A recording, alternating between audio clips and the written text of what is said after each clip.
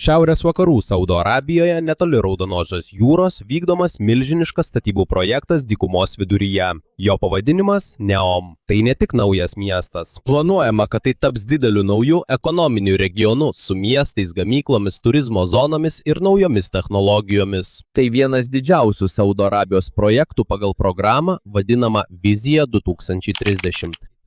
Vizija 2030 yra Saudo Arabijos vyriausybės planas pakeisti šalies ekonomiką. Daugelį metų didžioji dalis Saudo Arabijos pinigų buvo gaunama iš naftos. Tačiau yra problema. Šalis negali visą laiką pasikliauti nafta. Jos kaina nuolat keičiasi. O kai vis labiau plinta elektromobiliai ir atsinaujinanti energija, Saudo Arabija nori turėti ir kitų pajamų šaltinių, todėl ji daug investuoja į turizmą, technologijas, pramogą, gamybą ir kitas verslo šakas. Viena svarbiausių šio plano dalių yra Neom. Neom buvo paskelbtas 2017 metais, vadovaujant sosto įpėdiniui Mohamedui bin Salmanui. Tai labai didelė teritorija. Ji apima dykumos, kalnų ir pakrantės dalis šiaurės vakarų Saudo Arabijoje. O Neom viduje planuojama daug didelių projektų. Yra Oksagon, kuris kuriamas kaip pramonės ir uosto zona. Yra Trojena, kalnų turizmo vieta. Ir taip pat yra pats garsiausias iš visų – The Line. The Line yra suplanuotas miestas, kuris driekiasi ilgų ruožų, o ne plačiai kaip įprastas miestas. Kai planas buvo pirmą kartą pristatytas, Saudo Arabija teigia, kad jis sieks 170 km. Pagrindinėme projekte nėra įprastų gatvių automobiliams. Idėja yra sujungti namus, darbą, parduotuves ir paslaugas į vieną labai ilgą miestą, kuris naudotų modernų transportą ir technologijas. Tačiau tokį projektą įgyvendinti yra labai sunku. Reikia milžiniškų pinigų, reikia kelių, elektros, vandens, transporto sistemos ir kitos infrastruktūros dar prieš pradedant statybas. Ir visa tai turi būti pastatyta vietoje, kurios didelė dalis yra dykuma. Todėl kyla daug klausimų, ar tikrai bus užbaigta The Line? Ar Saudo Arabija turi pakankamai pinigų įgyvendinti visą pirminį planą? Ir ar yra pakankamai žmonių bei verslų norinčių ten persikelti? Atėjus 2026 metams, Neom vis dar statomas. Atsirado naujų kelių, statybvietės ir infrastruktūra toje vietovėje.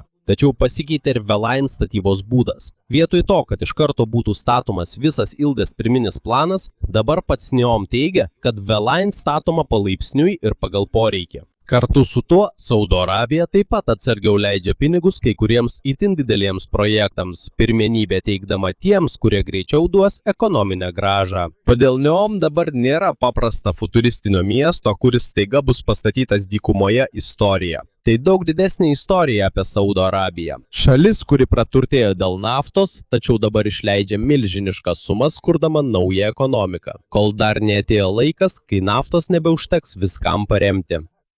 Tačiau prieš mums suprantant, kodėl Saudo Arabija pasirengusi imtis tokio didelio projekto, pirmiausia turime suprasti vietą, kurioje jis statomas.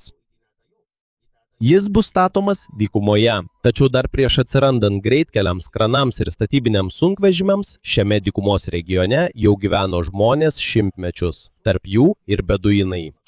Beduinai yra arabų bendruomenės, kurie jau seniai gyvena ir keliauja po artimųjų rytų dykumas. Daugelis jų anksčiau klajojo su savo gyvuliais ieškodami vandens ir maisto. Jie žinojo, kur yra šuliniai, jie žinojo, kaip išgyventi didžiuliame karštyje. Ir jie žinojo dykumos kelius dar prieš atsirandant šiuolaikiniams keliams. Dabar aplink juos pamažu atsiranda visai kitas pasaulis. Tai reiškia, kad jų gyvenimas buvo sutrikdytas. Jei anksčiau didžiojoje teritorijos dalyje buvo matyti palapinės, kupranugariai ir mažos gyvenvietės, dabar čia yra greitkeliai, sunkvežimiai, darbininkai ir didelės statybų aikštelės. Ir čia susitinka dvi skirtingos Saudo Arabijos. Ankstesnė šalis, išaugusi iš dykumos bendruomenių, ir naujoji Saudo Arabija, norinti sukurti vieną moderniausių vietų pasaulyje. Nepaisant to, čia matyti, kokio masto projektą nori įgyvendinti Saudo Arabija Neome. Tai nėra tik vienas miestas. Daugybė didelių vietovių vienu metu yra statomos arba planuojamos jo viduje. Viena svarbiausių yra Oksagon. Jis yra prie Raudonosios jūros pakrantės. Planuojama, kad tai bus didelis pramonės ir logistikos centras. Tai reiškia, kad čia bus įrengtos gamyklos, sandėliai, tyrimų centrai ir verslai, kurie naudoja naujas technologijas. Svarbi ir jo vieta, nes jis yra arti pagrindinių laivybos maršrutų Raudonojoje jūroje. Šioje vietoje jau veikia uostas, todėl Oksagono tikslas nėra tik pastatyti naują miestą. Saudo Arabija taip pat nori turėti vietą, kur būtų galima gaminti produktus ir juos eksportuoti į kitas šalis. Čia taip pat įtrauktas didelis žaliojo vandenilio projektas. Žalesis vandenilis yra kuras gaminamas naudojant elektrą iš atsinaujinančio energijos šaltinių, tokių kaip saulės ir vėjo energija. Tai viena iš naujų industrijų, kurias Saudo Arabija nori plėtoti, kad turėtų kitų pajamų šaltinių be naftos. Yra dar vienas projektas prie Raudonosios jūros, vadinamas Sindala. Tai sala sukurta turizmui. Yra jachtų marina, viešbučiai, restoranai ir kitos vietos turistams. 2024 metais Neom pristatė Sindalą kaip pirmąjį didelį baigtą projektą. Tačiau po atidarymo renginio kilo problemų. Jie nebuvo visiškai atverta įprastiems turistams, kaip iš pradžių tikėtasi.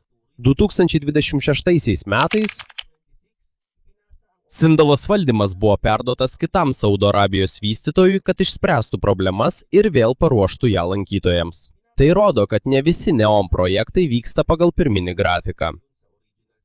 Yra dalių, kurios baigiamos, taip pat yra dalių, kurios vėluoja arba kurias reikia keisti. Tuo tarpu prie Akabos įlankos yra Magna. Tai nėra vienas pastatas. Planuojama, kad tai bus prabangių kurortų ir pakrančių bendruomenių grupė įvairiose pakrantės vietose. Viešbučiai, privatūs turizmo zonos ir kiti aukštos klasės projektai čia planuojami statyti. Tačiau yra rimtų klausimų dėl žemės, kurioje statomos kai kurios Neom dalys. Yra Huvaita genties narių, kurie jau seniai gyvena šiame regione ir kuriuos paveikia perkelimas dėl projekto. Kai kurie gyventojai ir žmogaus teisių grupės teigia, kad žmonės buvo priversti palikti savo ankstesnius namus.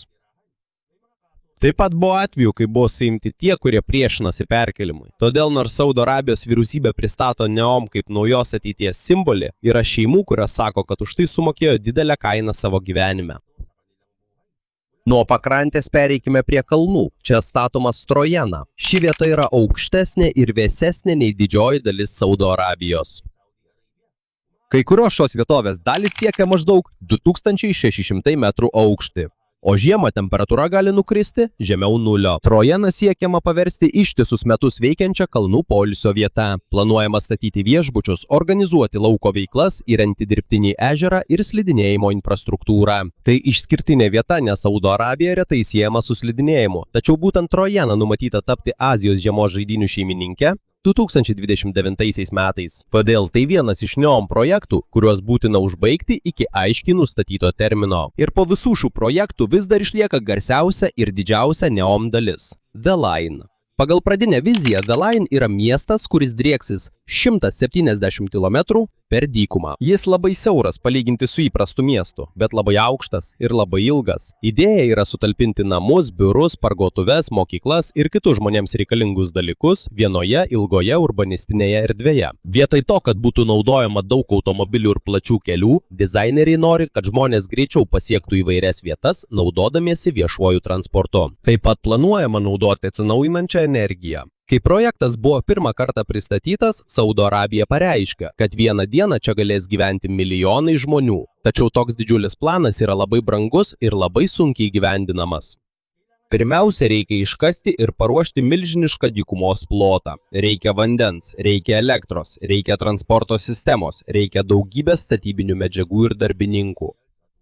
Ir taip pat reikia pakankamai žmonių ir verslų, kurie norėtų ten gyventi ir dirbti. Todėl, kol vyksta statybos, pasikeitė ir The Line statybos būdas. Pirmiausia, dėmesys sutelkiamas į mažesnę dalį, o ne į visus 170 km. Pats Neom dabar sako, kad The Line bus statoma palaipsniui, priklausomai nuo poreikio. Saudo Arabija taip pat pirmiausia teikia prioritetą toms Neom dalims, kurios turi aišką paskirtį ir terminą. Į tai įeina Trojena, skirta 2029 metų Azijos žiemos žaidynėms. Ir kai kurios The Line dalis susijusios su būsimais sporto renginiais. Tai reiškia, kad Neom iš tikrųjų vyksta didelės statybos. Tačiau didelė dalis to, ką matome reklaminiuose vaizdo įrašuose, labai ilgas veidrodinis miestas, futuristiniai kurortai ir įvairūs neįprasti pastatai vis dar yra tik vizija, ką norima padaryti ateityje. Tai dar nėra visas Neom, kurį galima pamatyti dabar. Ir čia klausimas tampa dar svarbesnis. Kodėl Saudo Arabija pasirengusi išleisti milžiniškas pinigų sumas projektui, kuris gali užtrukti dešimtmečius ir turi didelę tikimybę pasikeisti? Atsakymas yra ne tik todėl, kad jie nori sukurti futuristinį miestą. Jų priežastis yra dar gilesnė. Saudo Arabijai NEOM yra dalis pastangų sukurti naują darbo, verslo ir pinigų šaltinį prieš ateinant laikui, kai dabartinio jų pragyvenimo šaltinio nebepakaks esamai ekonomikai išlaikyti. Todėl norint suprasti, kodėl Saudo Arabija kiek daug investuoja į NEOM, pirmiausia turime grįžti prie to, iš kur atsirado didžiuliai šalies turtai. Viskas prasidėjo nuo naftos. Iš tiesų, dar prieš atsirandant naftai ir naujiems miestams, gyvenimas didžiojoje Arabijos pusiasalio dalyje buvo visiškai kitoks. Daugelis žmonių tada gyveno tik mažuose miesteliuose ir oazėse. Taip pat buvo beduinų, kurie klajojo po dykumą su savo kupranugariais, ožkomis ir avimis. Jie tai darė todėl, kad dykumoje buvo labai mažai vandens ir augalijos. Kai gyvūnams vienoje vietoje pritrūkdavo maisto, jie persikeldavo kitur. Todėl jiems buvo labai svarbios žinios apie dykumą. Jie turėjo žinoti, kur yra vandens, jie turėjo žinoti, kuriuose vietose po lietaus auga žolė. Ir jie turėjo mokėti keliauti po labai didelę teritoriją, kur beveik nėra ištių kelių.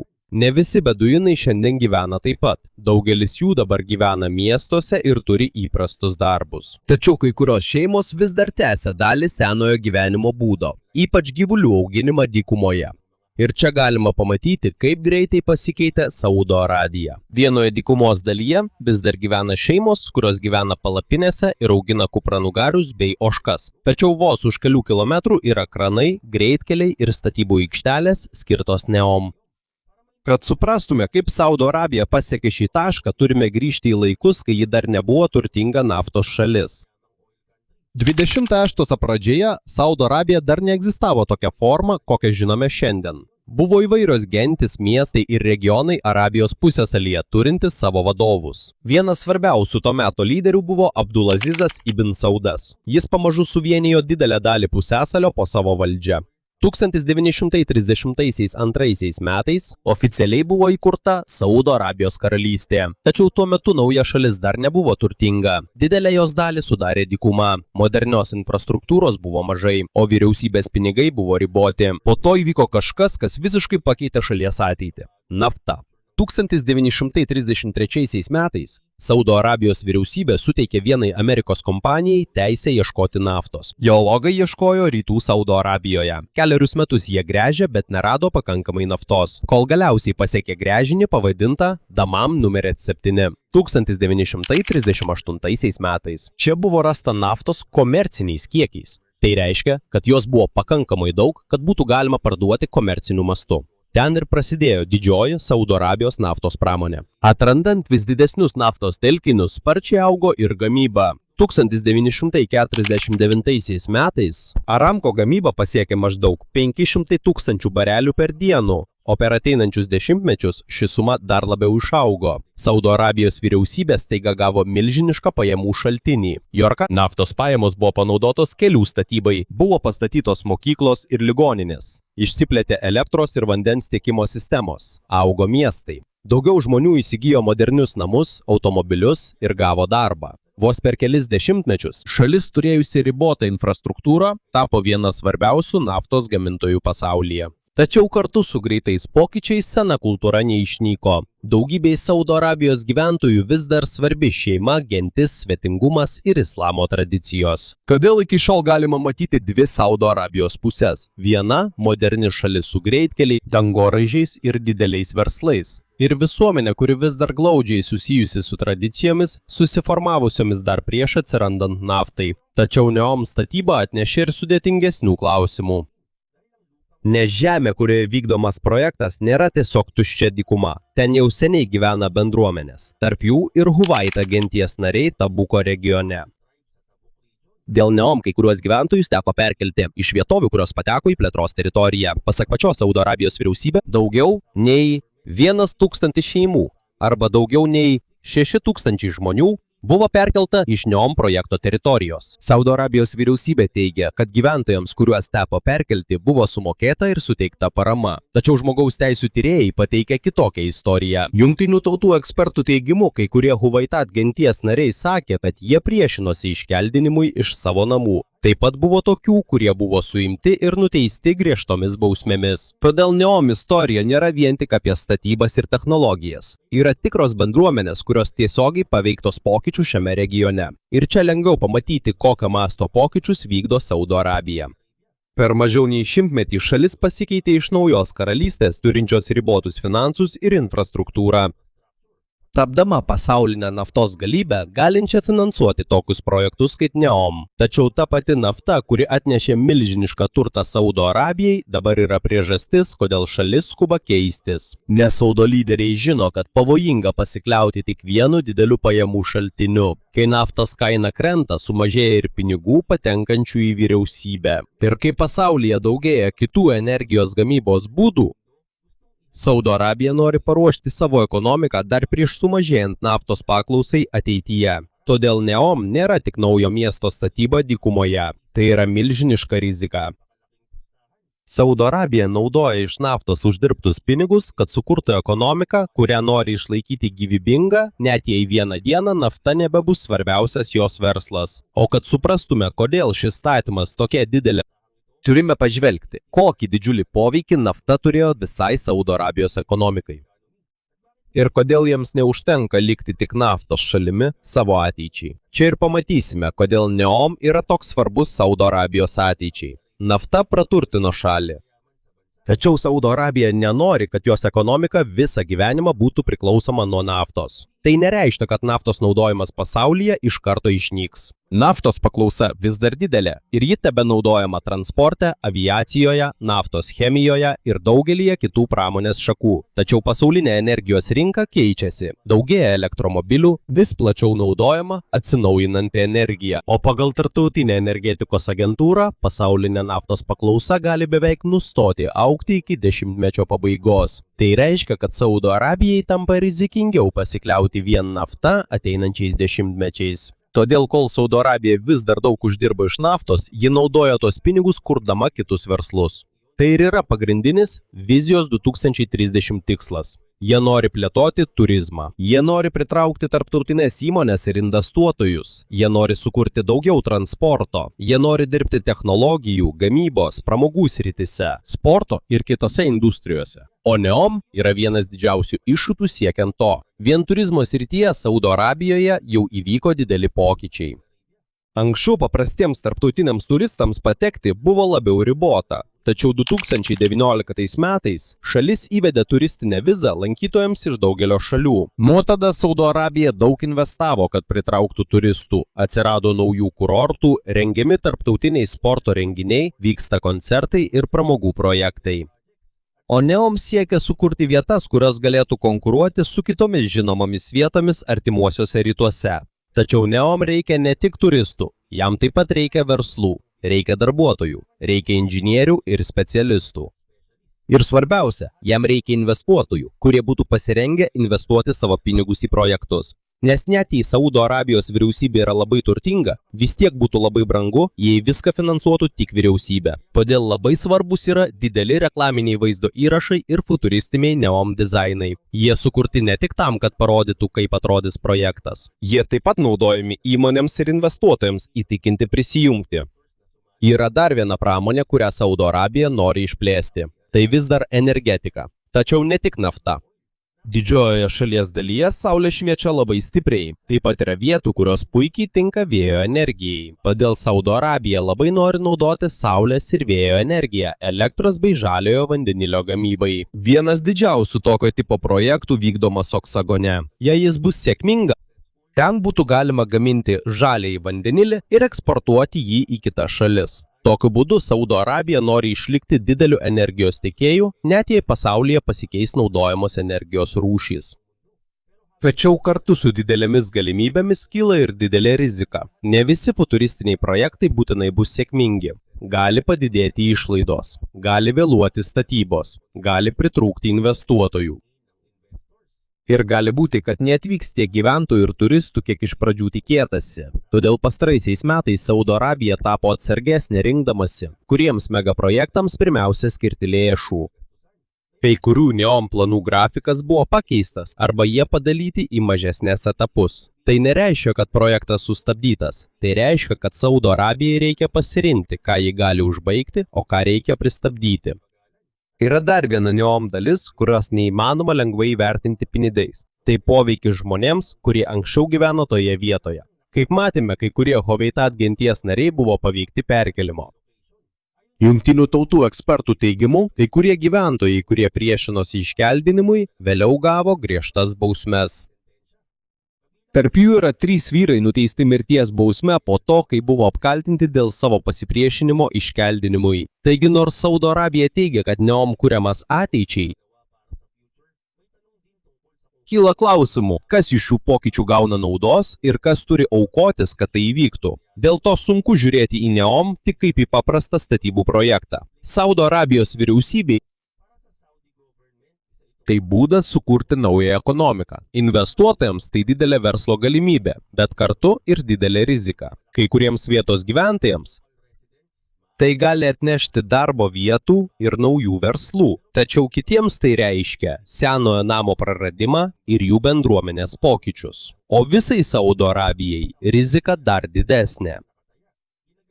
Šalis naudoja iš naftos gautą turtą, kad pasiruoštų laikui, kai naftos vertė pasaulio ekonomikoje gali būti nebe tokia didelė kaip anksčiau. Dar nežinome, ar visa pradinė Neomo vizija bus sėkminga.